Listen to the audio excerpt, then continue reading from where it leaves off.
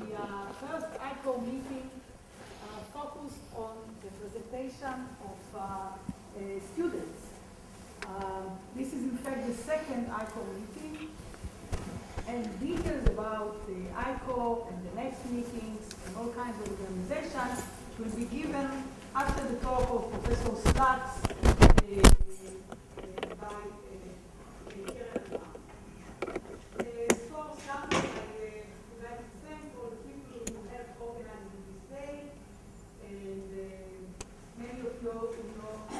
know me personally because I sent you an email. Wish you was Happy New Year and to invite you to this meeting, and I'm very, very happy that you called and you're here. So without further ado, I would like to present our first speaker, Professor Frank Slack.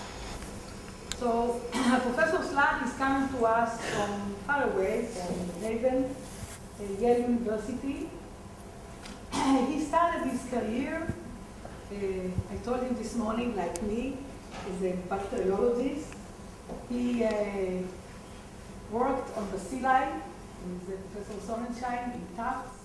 And then he did his first postdoc with Del Kaiser on Myxococcus xanthus. I hope you students know who this bug is, but it's a bacteria which has developmental cycle, one of the bacteria that have developmental cycle. And I think in love with a developmental system, he moved to the second postdoc to the lab of Gary Brafkum, where he started to work on C. elegans and microRNAs. And this will be his talk today, but his lab is split between 2/3 and 1/3. 2/3 he's doing developmental regulation, the role of microRNA, RNA binding proteins in development, in aging, in C. elegans system, and 1/3 of his lab is working on microRNA in cancer and aspects of development and aging as well in mammalian cells. So it's a great pleasure trying to have you here, and the podium is yours, and we are looking forward to your talk. And thanks so much for coming. Great.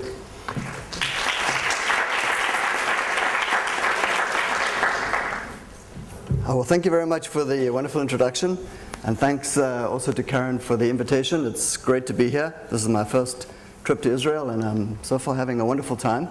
Yesterday I felt like I was on vacation. I swam in the ocean and took a bike ride down to the old city. It was fantastic. Now I'm back at work. So yes, as you heard, my lab does focus mainly on the C. elegans model, but we use C. elegans mainly as a gene discovery tool right now. As you know, C. elegans shares the vast majority of its genes with us and with the mouse, and so we've taken these discoveries in C. elegans and translated them into the mouse system.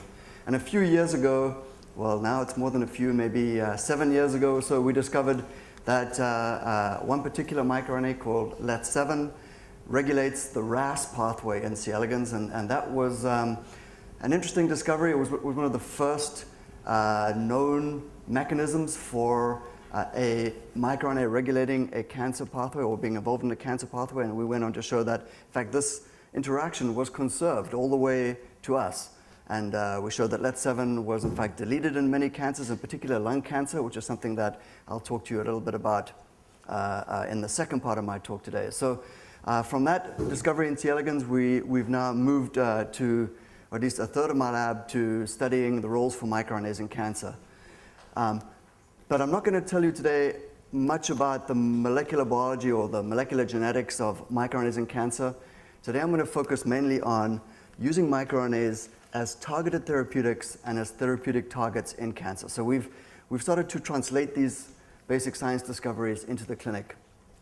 And so there'll be two parts to my lecture today. In the first part, I'll talk about using microRNAs as therapeutic targets. So in fact, identifying the microRNAs that are upregulated in cancer, that act as oncogenes in cancer, and then trying to target those with antisense molecules.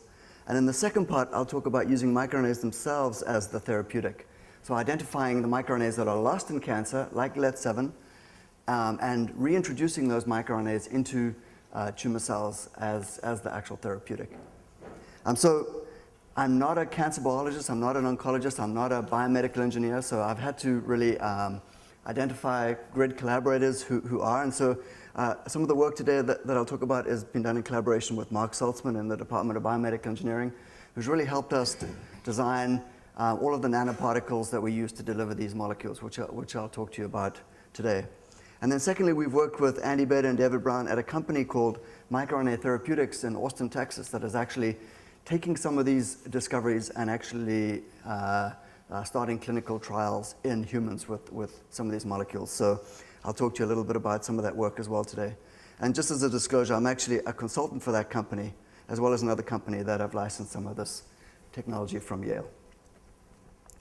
All right, so just briefly, a little introduction to microRNAs, just in 3 sentences, because I'm sure many of you know about these right now. But they're interesting because they're actually transcribed from our genes. The human genome encodes at least 1,500 microRNAs, and that number just keeps increasing with each new iteration of the microRNA database. But this is important for a discussion of cancer, because just like other protein coding genes in our genome, microRNA genes get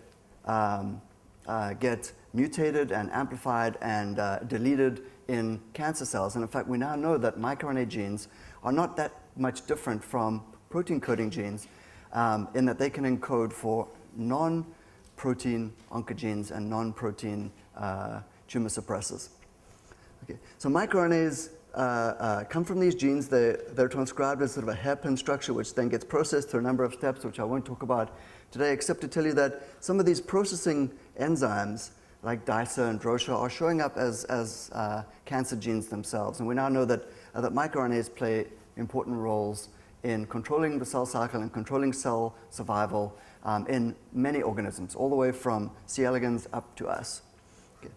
So the ultimate product of this set of processing reactions is a 2122 nucleotide single-stranded RNA that enters a protein complex called RISC, RNA-induced silencing complex, and acts to guide RISC to downstream targets that have sequences that are partially complementary to the microRNA gene. And why this is important for this talk is that in some cases, these downstream targets are in fact your favorite oncogenes and tumor suppressor genes. So it's well known now, for example, that microRNAs like LAT7 regulate the RAS gene, regulate the MYC gene. Other microRNAs like miR21 regulate the PTEN gene, and you can pick your favorite oncogene or tumor suppressor, and there's almost certainly going to be a set of microRNAs that regulate that particular gene. All right, so they didn't evolve, of course, for roles in cancer. They evolved for roles in development and homeostasis. So they were first discovered for their roles in development, but we now know that they actually control multiple different functions in many different organisms. All right, so their roles in cancer have moved from just sort of a circumstantial evidence to direct evidence that they're involved in cancer. The first observation that they might be involved in cancer came from Carlo Croce's lab, where he discovered that certain microRNAs reside within parts of the human genome that are frequently mutated in cancer. So as you know, his lab has spent many, many years mapping human tumor suppressor genes and oncogenes, and in some cases they were stymied because they knew exactly where the mutations were, but there were no protein coding genes in those particular regions. And that work sort of sat around until the discovery of human microRNAs in about the year 2000. And when that happened, his lab was quickly able to show that about half of human microRNAs map to these regions of the human genome that are lost in cancer. And we now know that these microRNA genes play causal roles in cancer. They're not just passengers or bystander genes. All right.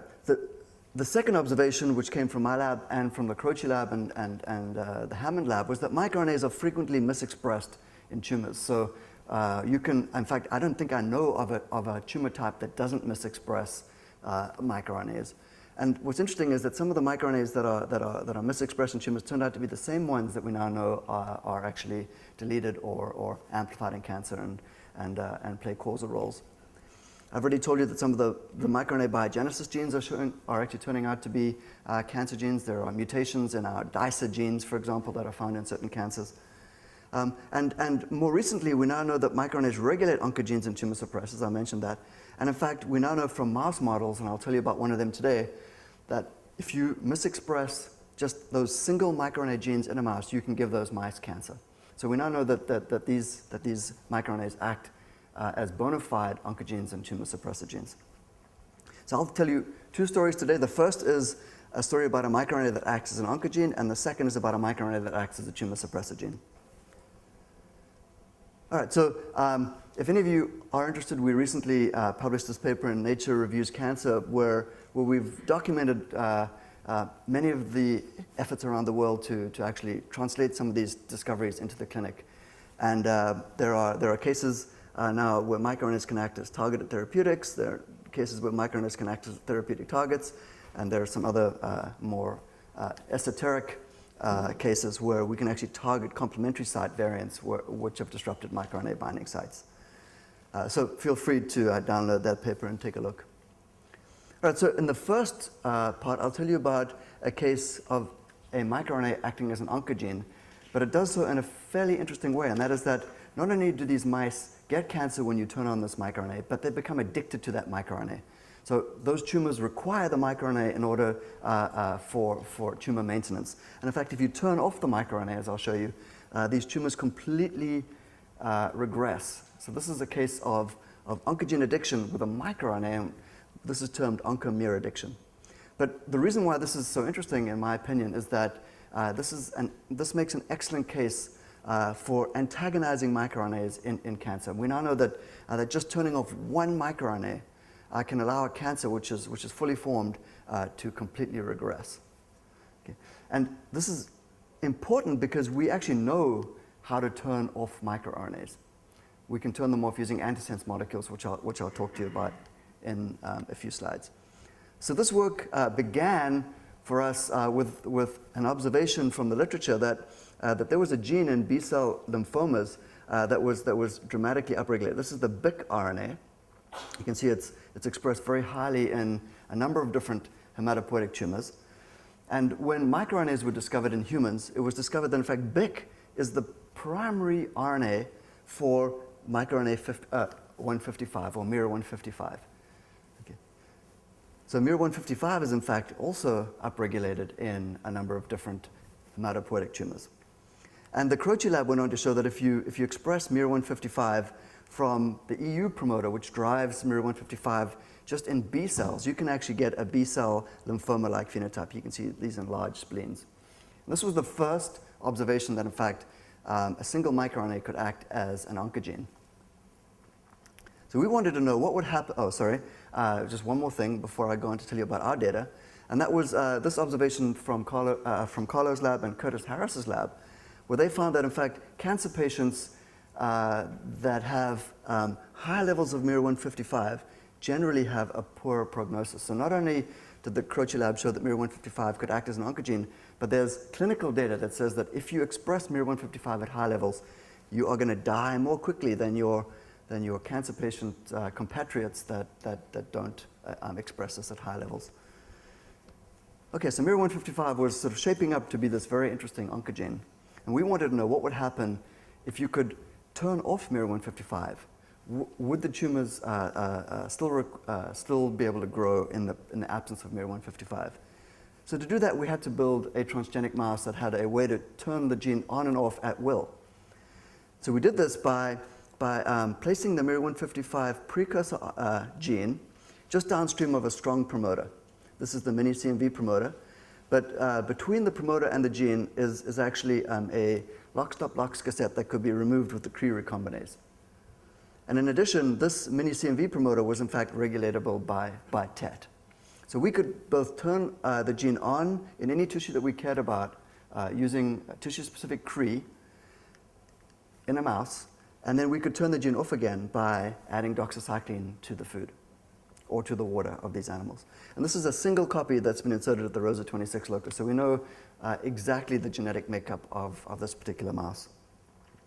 So in the first experiments I'll tell you about, we just crossed this particular mouse with a number of different Cree drivers to identify, to try and see whether driving miR-155 in a variety of tissues would give tumors.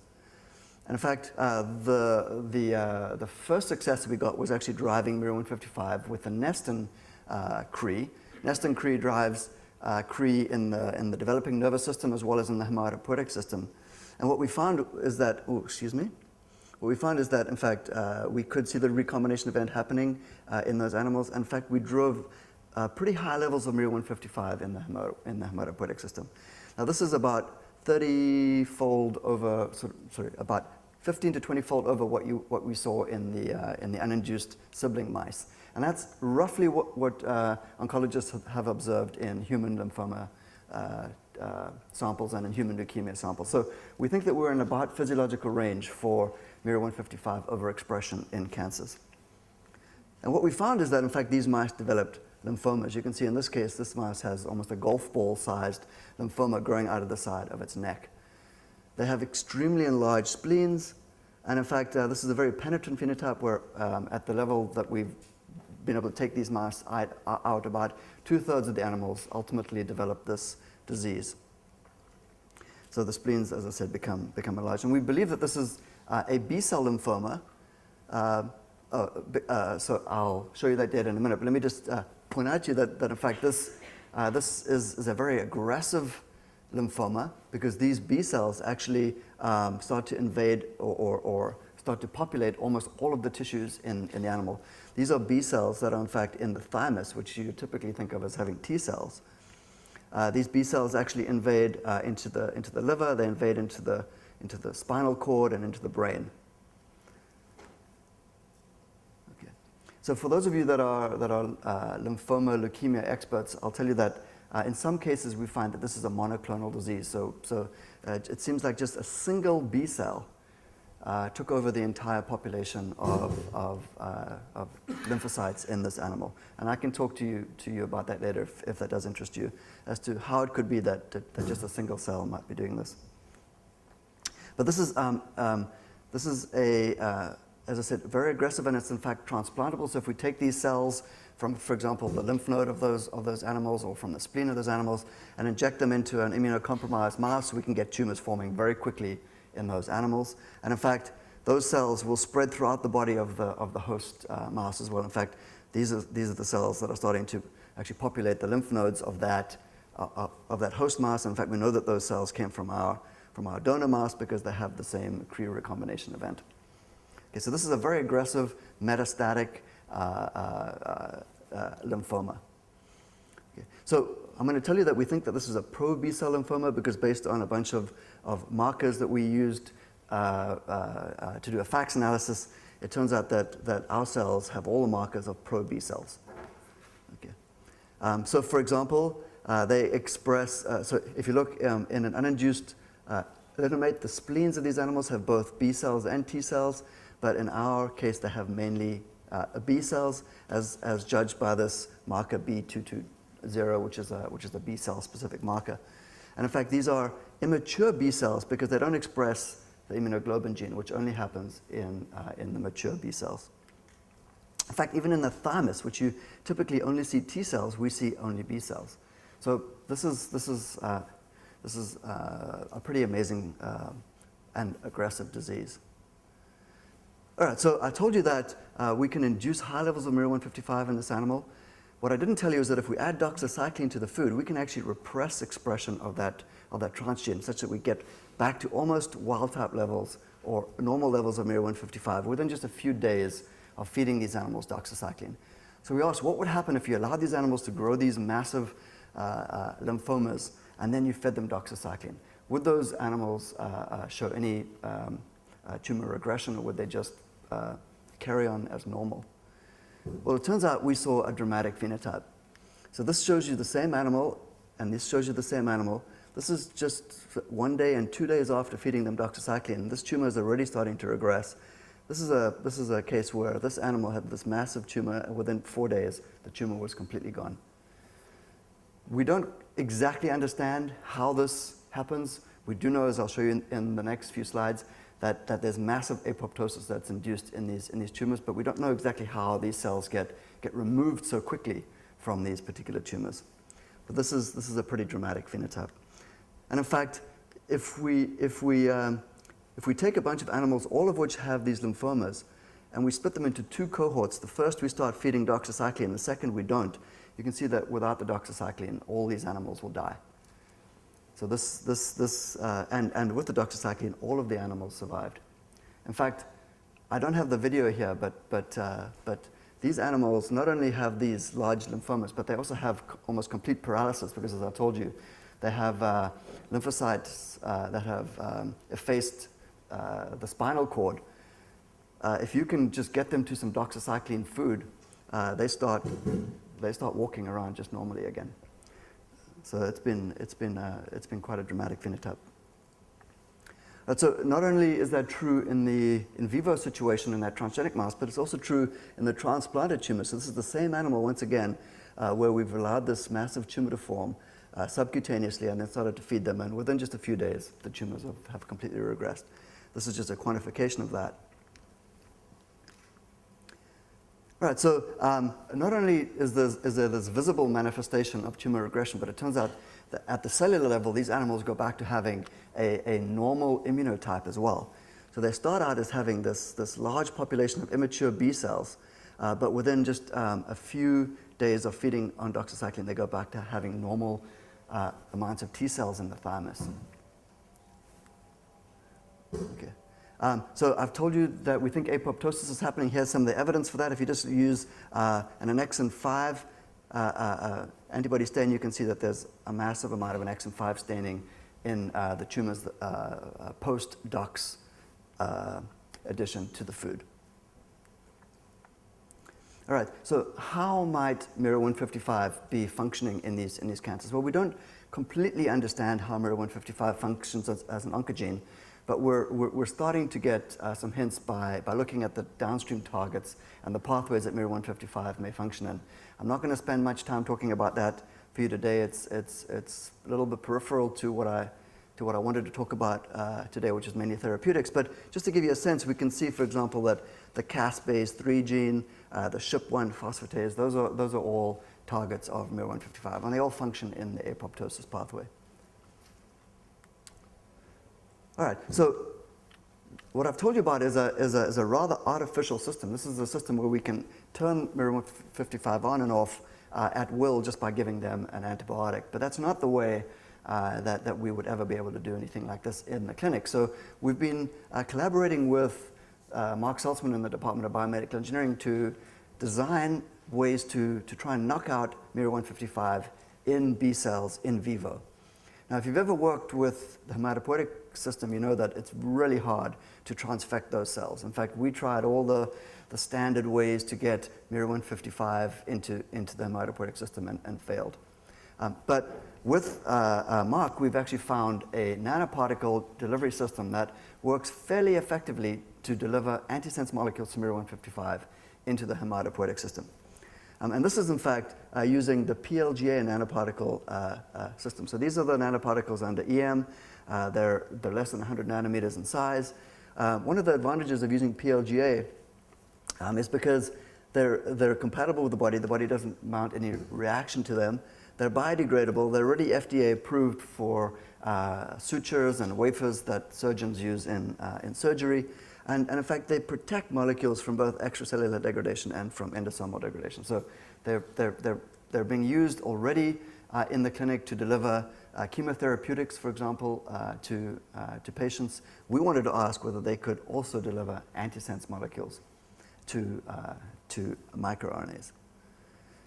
So this is a schematic of what the nanoparticle looks like. This is the PLGA part with Chris Cheng, who was a graduate student with Mark and now is a postdoc in my lab. We tried a number of different linker molecules to try and attach a variety of different reagents to the nanoparticles that would allow delivery into the B cells. And one of the things that's worked best in our hands is this molecule penetratin, which is a peptide that allows that can basically cross membranes. I'll show you in the next slide that we tried a number of different peptide or cell-penetrating peptides, and this one worked most effectively. And we can show that this particular particle crosses into cells. All right, now there are a number of ways that you can design antisense molecules to microRNAs. And in fact, the simplest way is just to make another RNA or to make a DNA oligonucleotide. However, what we found is that we cannot pack very much of those charged molecules into these nanoparticles. So the charged backbone allows for sort of electrostatic interactions, and so single-stranded DNA, for example, doesn't pack very nicely into these molecules. However, neutral backbone type molecules like morpholinos and peptide nucleic acids pack very nicely into these nanoparticles. We can see a sort of a order of magnitude increased concentration of these molecules within the nanoparticles. So everything that I'll talk to you about today is basically with PNAs, although we've seen very similar data with morpholinos as well, but I'm just not going to tell you about them. All right, this is just to show you that trying a number of different cell-penetrating peptides like polyarginine and TAT didn't work very well against the B cells, but penetratin, which comes from the Antennapedia protein, works much better in our hands. In fact, this just shows you that if we put a labeled molecule within those nanoparticles, we can actually deliver the nanoparticle intracellular into the cell. All right, so what Chris then did was basically pack those PLGA nanoparticles with a PNA that was antisense to miR-155. And first he showed just in cells, these are cells from that particular mouse, that we could actually target miR-155. And this is just a bunch of data we've recently published. I don't need to go into it in too much detail, but just to show you that, for example, the SHP1 target gene, we can see an increase in expression of SHP1 with an antisense to miR-155. And we think this is working through targeting miR-155 because we can actually see effects on not only miR-155 expression levels, but also on expression of a reporter gene that contains a miR-155 target site within it. So we're pretty certain that we're delivering this anti-miR-155 into the cells and that it's functional. It's actually working to block miR-155. So what happens if you do this actually in cells? Is there any effect on the cells? Well, in fact, there is. If you take these pro-B cells, that's actually a typo, excuse me. If you take these pro-B cells from the mouse, we can grow them in culture just for a few days, and then treat them with either a nanoparticle that contains the anti-miR-155 or a nanoparticle that contains an anti-scrambled PNA. You can see a dramatic difference between those two treatments. So the anti-miR-155 leads to a dramatic increase in cell death in these particular cells. Interestingly, this actually depends on the penetratin molecule, because if you don't have penetratin there, we see no effect. Right. This is just to show you that the same is true in human lymphoma cells as well. Okay, so the anti-miR-155 can also affect survival of human lymphoma cells.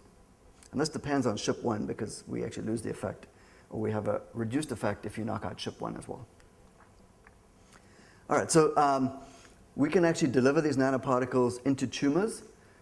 This just shows you a section from a tumor, and you can see the green is an FITC labeled antimirror, and in fact it gets into the tumor cells.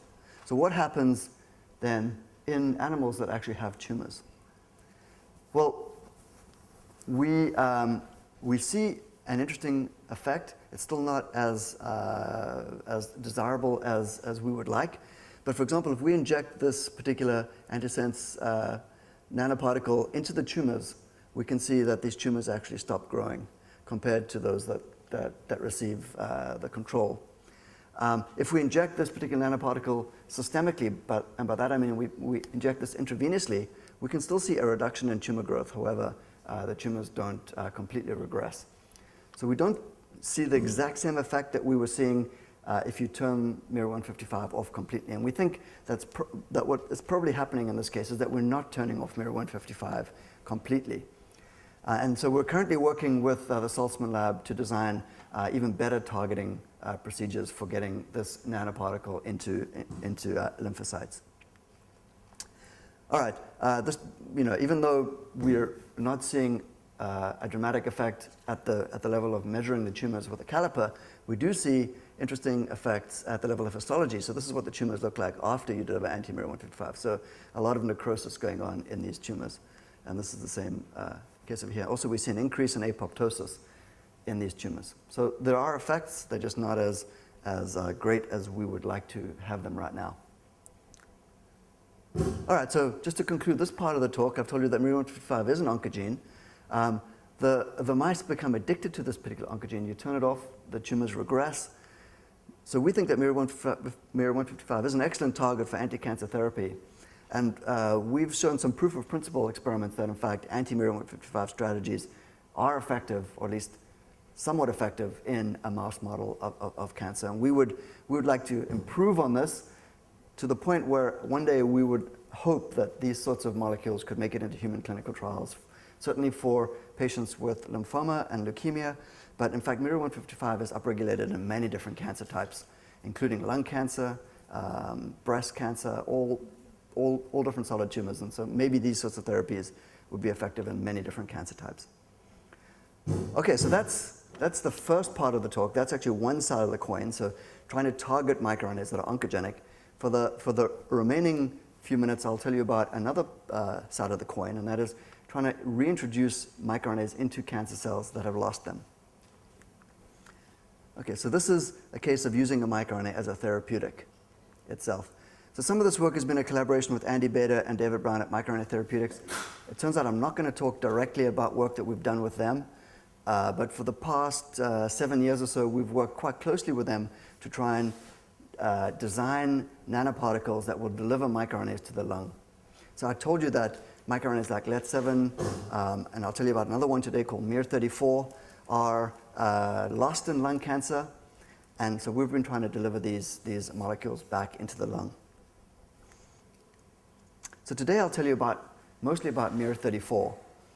So MIR-34 was first discovered in C. elegans, as were many microRNAs, but became very exciting to the world at large because MIR-34 was discovered by multiple labs, including our own, to be a downstream target of p53, which is one of the most mutated genes in cancer, a transcription factor that in fact directly regulates the expression of the MIR-34 gene. Now, MIR-34 targets many different genes. Many of you recognize these as a wonderful set of different oncogenes involved in cancer. And in fact, MIR-34, when delivered into cells, results in apoptosis, G1RS, senescence, and can inhibit a whole bunch of different things, makes cells more sensitive to current chemotherapeutics, et cetera, et cetera. And I won't go into all of that data today. You can go and read about some of this in some recent reviews. But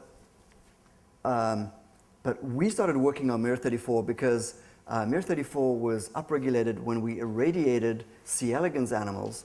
And we were working at the time, and still are, with a radiation oncologist, Joanne Wieders, who was very interested in using microRNAs as potential radiosensitizers. And so MIR-34 was upregulated in C. elegans. We showed that if you knock out the MIR-34 gene in C. elegans, those animals become very, very sensitive to radiation. We also wanted to know what would happen if we could deliver MIR-34 as a tumor suppressor gene. So let me just show you some of the data that suggests that MIR-34 is a tumor suppressor gene first. This is a figure taken from Carlo Croce's paper where he mapped out all of the human microRNA genes and showed that many of them lay within regions of the human genome that were associated with cancer. You'll see some of the LET7 genes over here involved in lung cancer. I'm not going to talk about them today. But MIR-34 showed up as being a microRNA that was found in a region of the human genome deleted in breast and lung cancer. So we started working on MIR-34 potentially as a lung cancer tumor suppressor. And in work that we did with Andy Bader and David Brown at MicroRNA Therapeutics, we were able to deliver into a KRAS mutant mouse this mouse develops lung cancer if you activate KRAS in the lung. We could actually cause tumor regression of KRAS tumors in that particular mouse model, delivering miR-34 systemically. Now, we've published that work, so I'm not going to talk about it today. What I'll tell you about today is our efforts to try and translate this discovery into a more relevant model of human lung cancer. Okay, so I've already told you that the p53 gene becomes activated upon radiation and turns on a number of different genes, some of which you're all familiar with, like p21, PUMA, that are involved in either stopping the cell cycle or inducing apoptosis. But it also induces miR-34, which, funny enough, comes back and actually regulates some of these same genes. Now, in lung cancer, you're probably aware of this, but p53 is one of the most mutated genes. It turns out that many human lung cancer patients also have mutations in the KRAS gene. In fact, this combination, p53 KRAS, is a particularly poor prognostic combination. In fact, most patients are completely resistant to all therapies if they contain these two combinations. Now, there is a mouse model that has activated KRAS and loss of p53. And we wanted to know whether this particular microRNA might be effective against this really aggressive model of lung cancer. So let me just talk to you a little bit about that. First, this model comes from Tyler Jax's lab. We're grateful that we were able to get the model from them.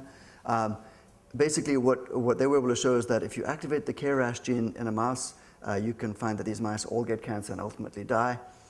If you include a p53 loss in those animals, this leads to a really aggressive lung cancer, and these animals die much more quickly than just KRAS alone. So since this combination is so lethal and quite prevalent in human lung cancers, we asked whether our microRNA was effective against this particular model and not just against the KRAS model, which we'd already published previously.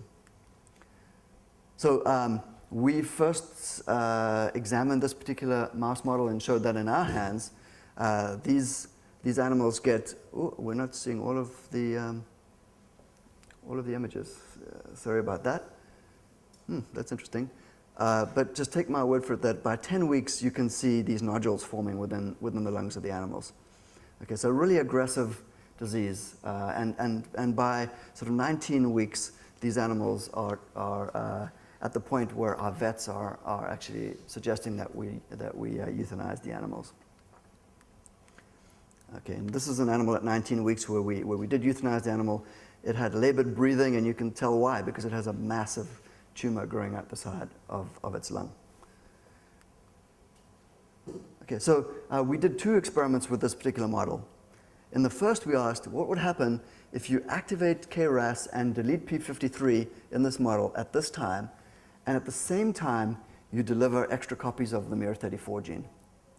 Could you prevent cancers from forming in this model? And in the second experiment, we waited till about 10 weeks, where we knew that we already had adenocarcinoma forming in this model, and then delivered the miR-34 molecule and asked, could we see any effect on tumor growth or tumor survival in that model? All right, in the first experiment, we perturbed the tumor suppressors and the oncogenes and delivered a lentiviral vector that expresses the miR-34 gene at the same time. And then about 19 weeks post-infection, which is about the time when the control animals are starting to get so sick they have to be euthanized, we sacrificed all the animals and harvested the lungs. And we saw something that was, to me, really amazing. And that was that in the miR-34 treated animals, we saw absolutely no evidence for tumors. I mean, I've already told you that this double mutant animal gets this aggressive disease. He has an animal with multiple nodules in its lung, and we saw no evidence for that in this animal. So this says that delivering miR-34 at the same time as you're activating this really terrible cancer pathway, or this set of cancer pathways, can completely prevent cancers in this animal. And this has never been described before. In fact, this model is essentially resistant to all kinds of therapies that have been thrown at it. I believe the Jax lab has a $10,000 reward for anybody that can cure this mouse. Now we haven't claimed his reward because we haven't cured the mouse necessarily. We've just prevented the tumors from forming in this mouse. So to ask if we could actually cure the mouse, we did the experiment. Oh, sorry, this is the quantification of that. These are the control animals with these massive tumor burden and the experimental animals with very little evidence for tumors.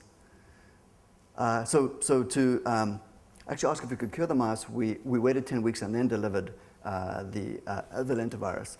This is what the baseline animals look like. You can see tumors within the lungs of these animals even by 10 weeks. So this is about 4 weeks later. The animals were on a control lentivirus, and they progressed even further. So there's a lot of evidence for tumors in these animals. But the miR-34 treated animals had much reduced tumor burden. In fact, they look a lot like the baseline. And in fact, that's shown here also in the quantification. So while we never saw that these animals completely regressed to a lack of any tumors, what we can say is that miR-34 prevented further tumor development in this mouse. So we haven't cured the mouse in this particular case, but we prevented further tumor development in this mouse. So we're sort of delaying, this would be sort of like progression-free survival in this particular mouse. So we believe that we can cure this mouse. And so we're currently trying a number of combinations of this microRNA with other microRNAs, as well as combinations of this microRNA with certain well-known and well-studied lung cancer chemotherapeutics. We believe that miR-34 is probably going to sensitize these lungs to these chemotherapeutics.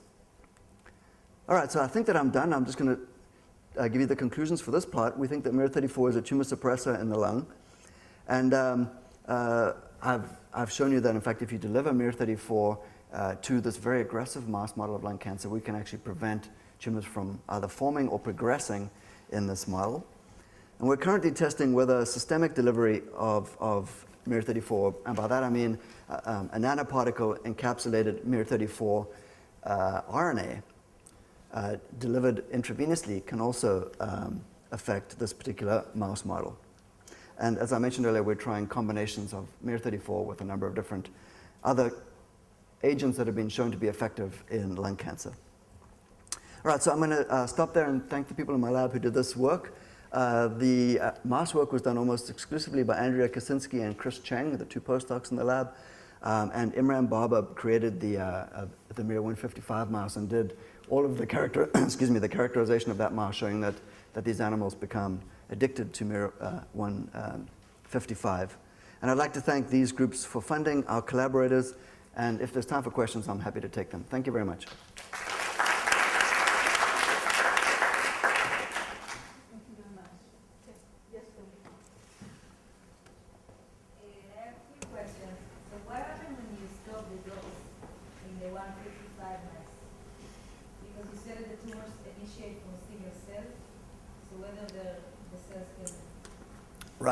Right. So the question is, so if you cause tumor regression in those mice by giving them doxycycline, but then take them off doxycycline again, what would happen? Would they restart tumors? That's an excellent question, and we actually haven't done that experiment yet. We should do that experiment. I can tell you that if you keep them on dox, they are fine for the rest of their lives, as far as we can tell. We don't see any resistance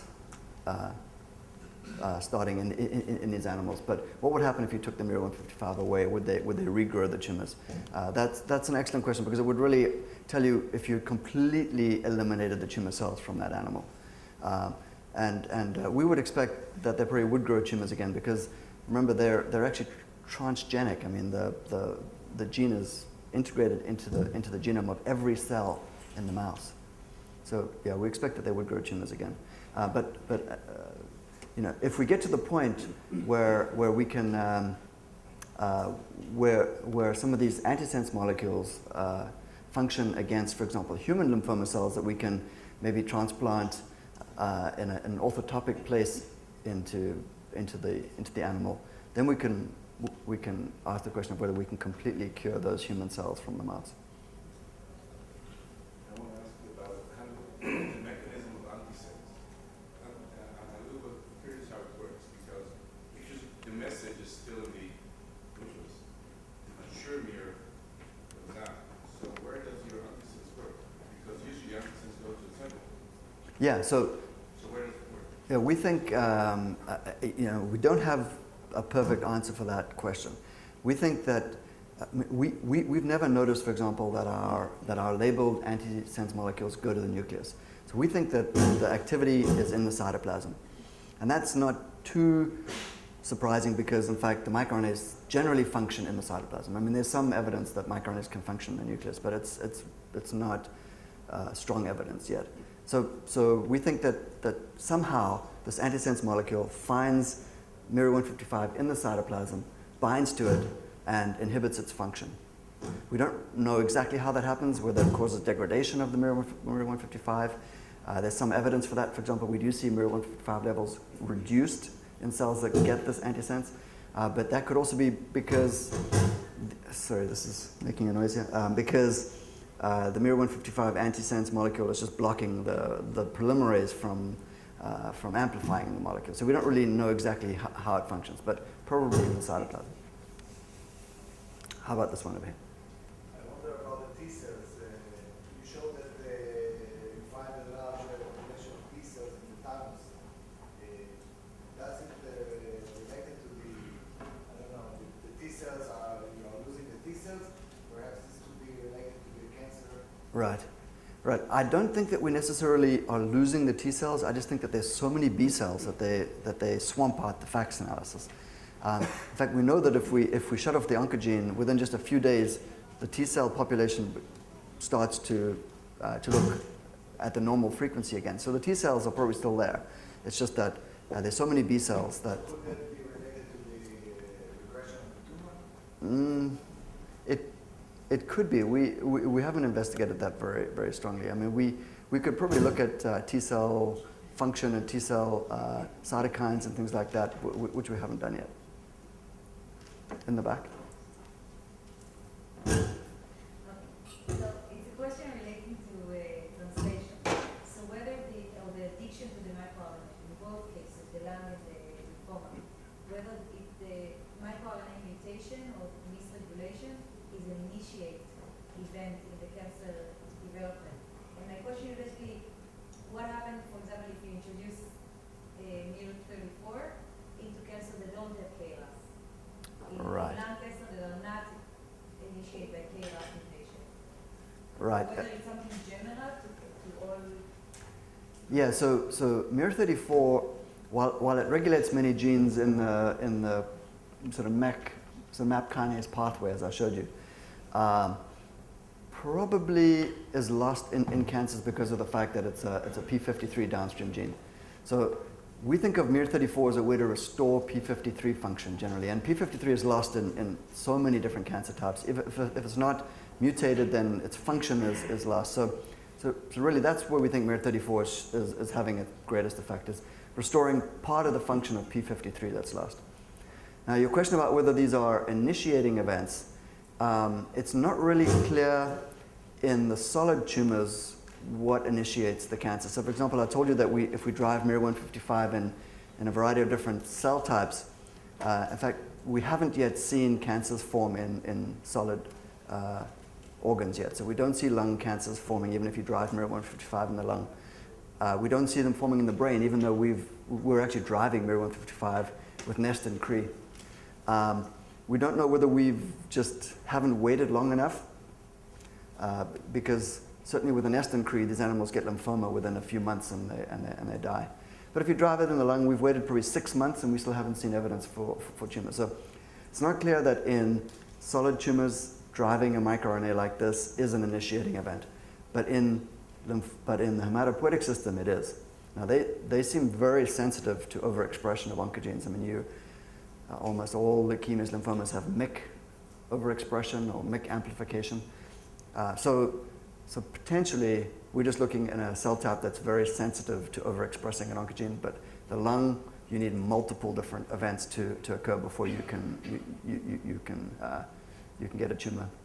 Now, the best test of that would be if we were able to, for example, knock out these microRNAs in a mouse and show that they become tumor prone.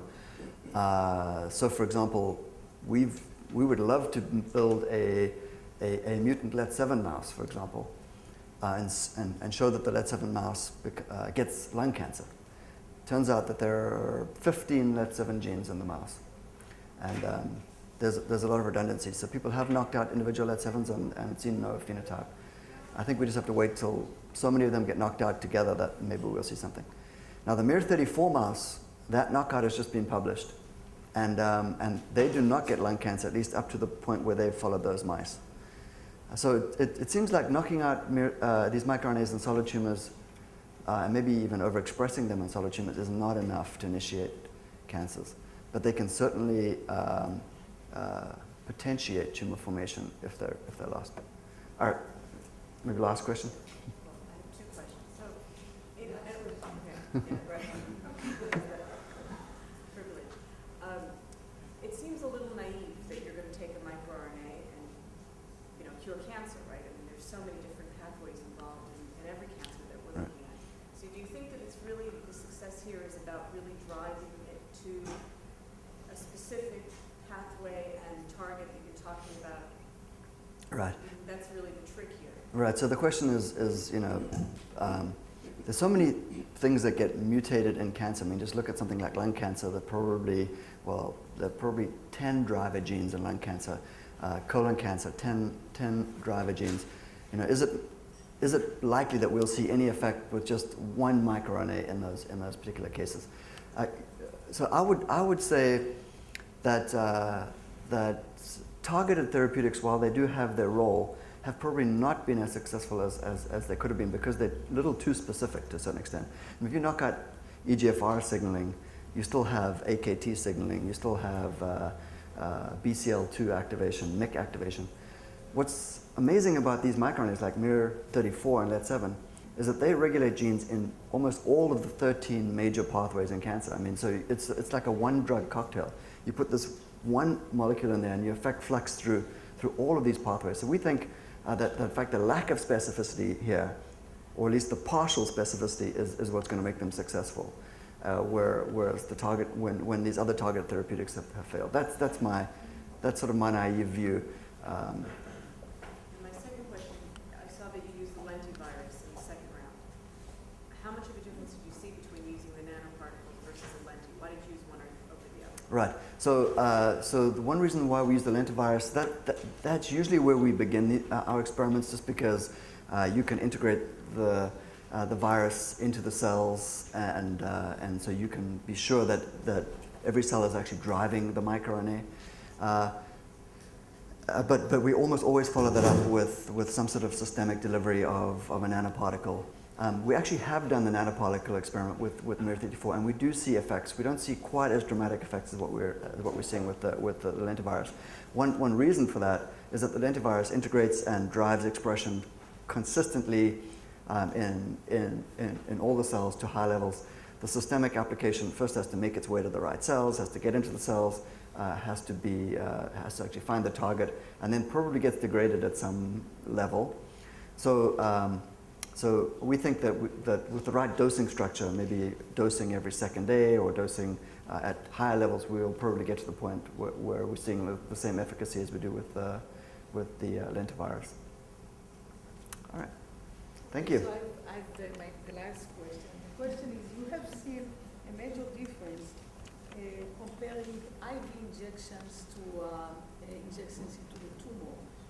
And one interpretation of these results could be that the biodistribution of the injected particles, because depending on their size, they could go to non-relevant tissues such as the spleen and liver.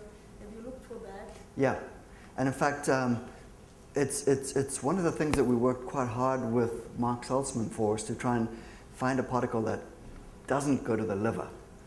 As many of you know, if you inject an antisense, an antagomer, or an antisense molecule directly into the blood of a mouse, you can see wonderful effects in the liver because the microRNA, these antisense molecules go to the liver.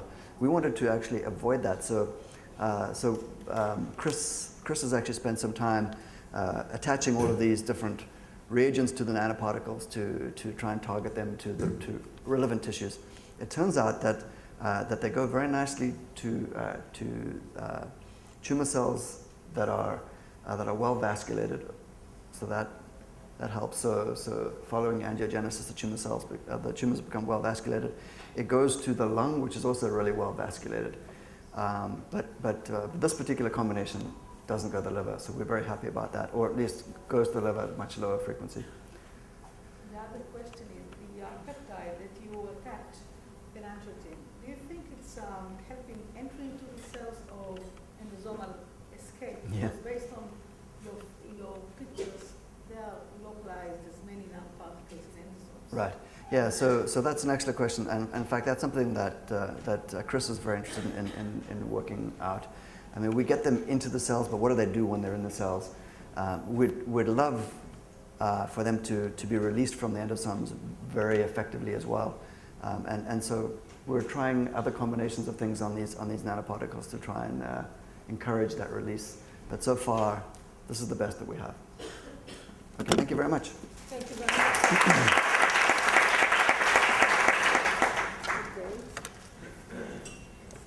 Do you need all this? Okay, that's this mic. You don't need the YouTube mic? Okay.